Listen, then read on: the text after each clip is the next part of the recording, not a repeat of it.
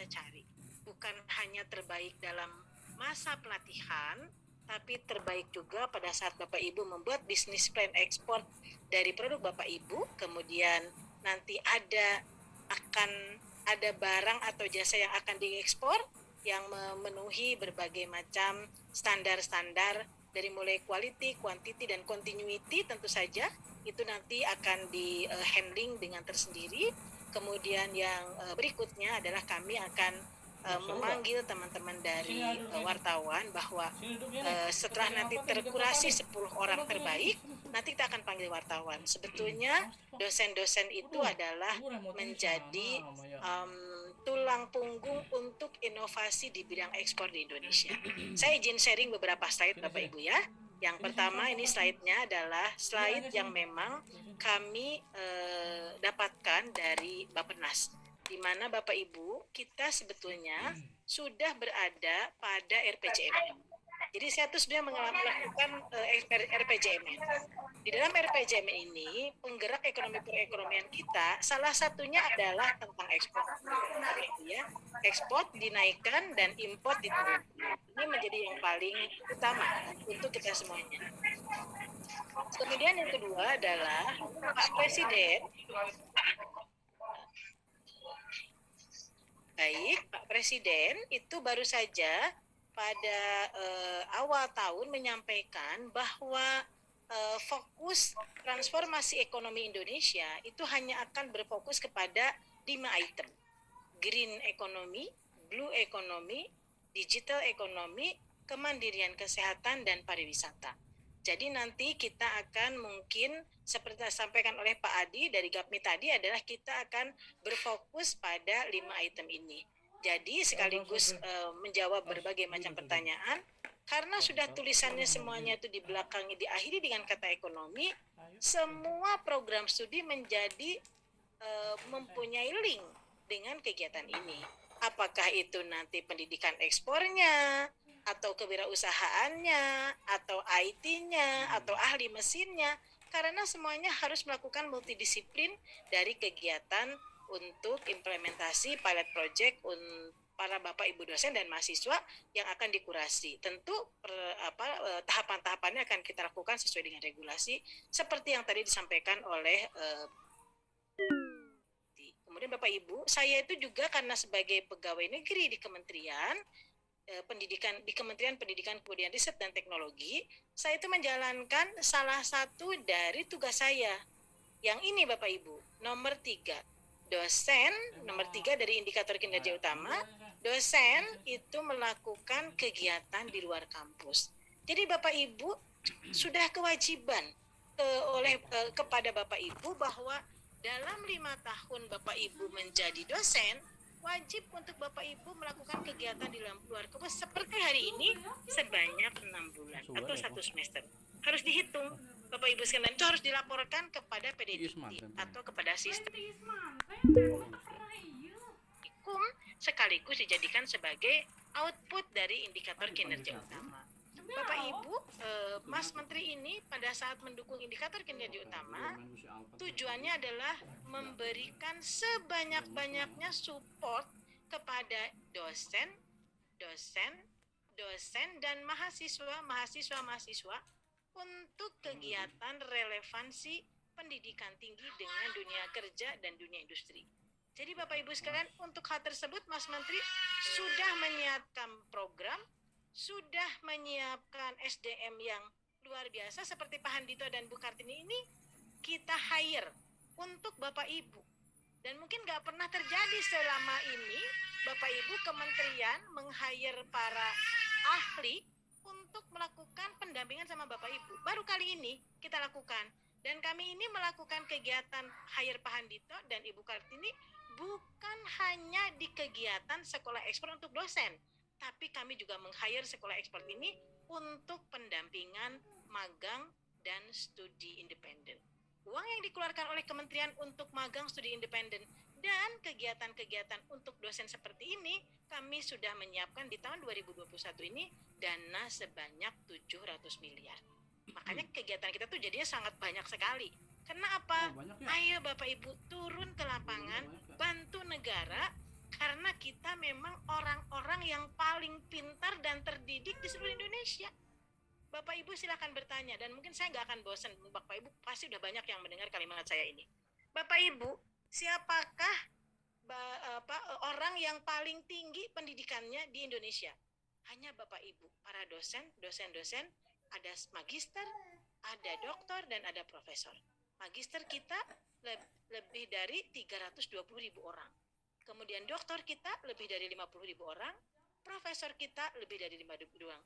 Ayo Bapak Ibu, orang-orang pintar ini harus turun mencari solusi buat ekonomi negara kita. Makanya kita juga sama tuh, mengeluarkan berbagai macam fasilitas untuk Bapak Ibu turun ke gelanggang. Ekonomi kita sedang terpuruk, Ibu Pertiwi sedang nangis, ayo sama-sama hibur sama kita semuanya. Saya ini sama Pak Handito sama itu, kerjanya tuh kalau kata Pak Dirjen, saya tuh kerjanya 36 jam sehari. Karena tidak ada hari yang saya tuh punya hari yang warnanya merah. Semua diisi dengan pendampingan seperti ini. Kenapa? Karena kita memang ingin membuat Ibu Pertiwi tersenyum kembali, gitu ya. Jangan menangis lagi Ibu Pertiwinya. Jadi Bapak Ibu itu mengapa kita juga hari Sabtu, hari Minggu, malam. Tanya Pak Handito tuh, kadang ketemu 6:30 pagi, kadang ketemu jam 9 malam. Tergantung kita punya kesempatan yang banyak. Jadi Bapak Ibu, saya sebagai pegawai negeri adalah melakukan tugas saya untuk memfasilitasi Bapak Ibu agar Bapak Ibu punya kegiatan di luar kampus. Ini yang difasilitasi. Apalagi nanti kalau Bapak Ibu 10 yang modeling ini bagus, kami tidak akan segan-segan mencari dana untuk Bapak dan Ibu agar modeling ini menjadi produk-produk yang sangat melibatkan banyak orang.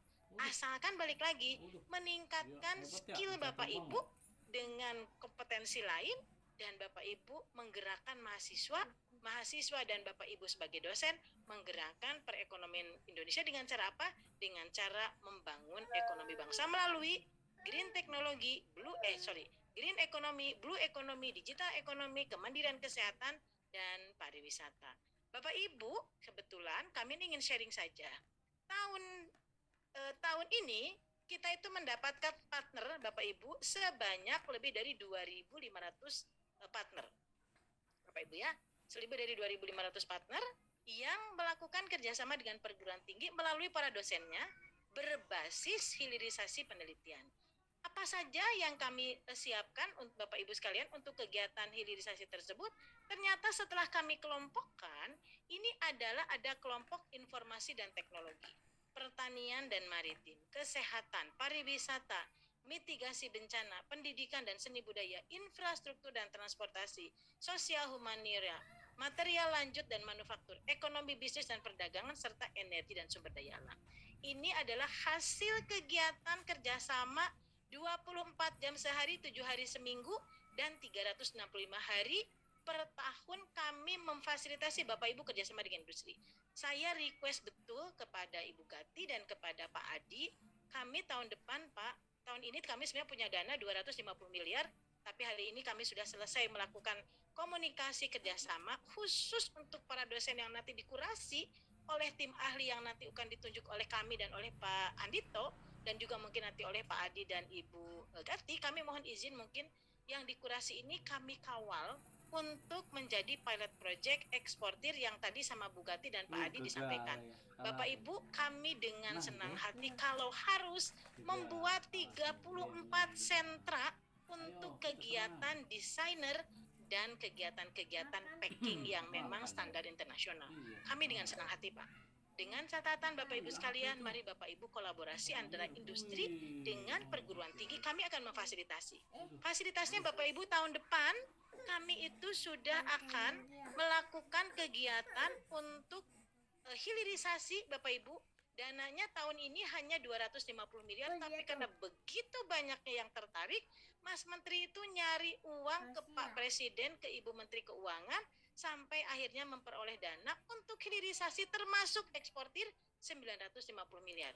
Mari Bapak Ibu yang teman-teman Pak Adi, Pak Handito, kemudian Bu Sekjen Dekranas, saya minta tolong betul, kita betul-betul kurasi 10 ini, nanti saya akan kawal, karena kebetulan matching fund ini ada di program saya akan kawal, ini sampai dengan jadi, termasuk juga pengawalan 34 tempat untuk desainer menggunakan e-designer atau e-design dan juga melakukan kegiatan-kegiatan untuk e-packing yang memang sesuai dengan standar Indonesia. Kami dengan senang hati asalkan ada produk dan ada jasanya dan ada penggunanya. Kegiatan itu Pak Adi, Bu Gati, kami akan melakukan kegiatan pendampingan. Saya yakin akan ada perusahaan yang concern mau berbagi untuk melakukan kegiatan tersebut 50-50. Kalau biasanya mungkin mau melakukan e-design itu harus menggunakan 10 miliar uang dari perusahaan, kami siap untuk memberikan 5 miliar 50% dari uang yang harusnya dikeluarkan oleh teman-teman dari perusahaan. Mungkin contohnya Pak Adi dari himpunannya, dari gabungan pengusaha makanan dan minumannya, harusnya misalkan menggunakan e-design ini harus ngeluarin uang 10 miliar. Kami siap untuk men-sharing 50% Pak Adi atau teman-teman dari Dekranas, Bu Sekjen, untuk melakukan kegiatan pilot project ini betul-betul bisa melakukan kegiatan secara berkesinambungan dan sesuai dengan regulasi dan standar-standar dari luar negeri. Jadi ini uang sudah ada, tinggal sekarang Bapak Ibu SDM. Kami sangat ingin dari mahasiswa dan dosen ini akan dikurasi dan kita akan dampingi secara detail sampai dengan kejadian ekspor betul-betul terjadi. Selain itu Bapak Ibu, kami juga sudah janji kepada dosen dan mahasiswa akan membuatkan satu sudut ekspor dari perguruan tinggi di Kementerian Pendidikan, Kebudayaan, Riset dan Teknologi. Tapi saya minta Bapak dan Ibu juga serius untuk mengawal produk dan jasanya. Jangan sampai nanti ada pameran di situ tiap hari, ada yang datang, begitu Bapak Ibu ya, tiba-tiba sudah oke, ada jatuh cinta, tiba-tiba barangnya tidak continue dan seterusnya. Jadi ini juga sama nih, harus dikawal Q3-nya oleh kita semuanya. Kemudian Bapak dan Ibu sekalian, apa yang akan kami danai dengan matching fund ini sebanyak 950 miliar, yaitu yang berhubungan dengan green economy, blue economy, digital economy, pariwisata dan kemandirian. Dan ternyata dengan konsep ini Mas Menteri masih merasa kurang uangnya. Kemudian beliau menghadap lagi kepada Pak Presiden, beliau datang lagi juga kepada Ibu Menteri Keuangan, akhirnya kami diberi lagi sebanyak 550 miliar untuk menggerakkan 5 ekonomi ini melalui orang-orang terpandai yang ada di Kementerian Pendidikan, Kebudayaan, Riset dan Teknologi, itu dosen sebanyak 320 ribu orang. Masa Bapak Ibu kalau kita bersatu 320 ribu orang pinter gak bisa mencari perekonomian yang terbaik untuk Indonesia? Pasti bisa, asalkan kita melakukan kolaborasi. Jadi Bapak dan Ibu sekalian, kami adalah menyiapkan platform yang namanya Kedai Reka. Kedai Reka ini adalah singkatan dari Kedaulatan Indonesia dalam Reka Cipta. Ini adalah biro jodoh antara perguruan tinggi dengan dunia industri untuk melakukan hilirisasi produk apapun produknya dan hilirisasi jasa apapun jasanya. Tahun ini maksud saya, pada akhir bulan Oktober kami mendapatkan 1.270 proposal dan ada 528 mitra dengan pengguna 23.000 orang dengan komitmen dana sharing dari para industri 1,2 triliun. Oleh sebab itulah Mas Menteri mencarikan dana 1,5 triliun karena tahun ini sharing dari industri sudah komitmen 1,2 triliun. Tahun depan kita bukan hanya menyiapkan 6 kali lipat dari dana tahun 2021, tapi kami juga ingin mengajak lebih banyak lagi industri yang berkomitmen untuk melakukan matching fund bagi perekonomian Indonesia yang berfokus kepada green economy, blue economy, digital economy, kemudian pariwisata dan kemandirian kesehatan. Jadi Bapak Ibu, kesimpulannya satu, mohon izin kepada Bu Kartini, Pak Andito, kemudian Ibu Sekjen Dekranas, Pak Adi dan teman-teman nanti dari atas perdagangan. Saya juga dulu pernah menjadi atas pendidikan, jadi saya tahu betul apa yang terjadi di kedutaan begitu. Saya nanti akan undang mereka untuk mempelajari berbagai macam regulasi seperti yang disampaikan oleh Pak Adi tadi, karena banyak sekali regulasi yang berubah. Mari kita pelajari bersama-sama dengan cara nanti komunikasi dengan teman di Kementerian Perdagangan. Setelah itu kita akan melakukan pembuatan sistemnya mirip Kedai Reka, tapi nanti kita akan sesuai dengan arahan para narasumber tadi. Kita arahannya adalah menyiapkan SDM yang mengerti regulasi, nanti dengan online akan kita siapkan untuk kegiatan ekspor ini. Bapak Ibu sekalian, kita akan membuat modeling, terus kemudian kita akan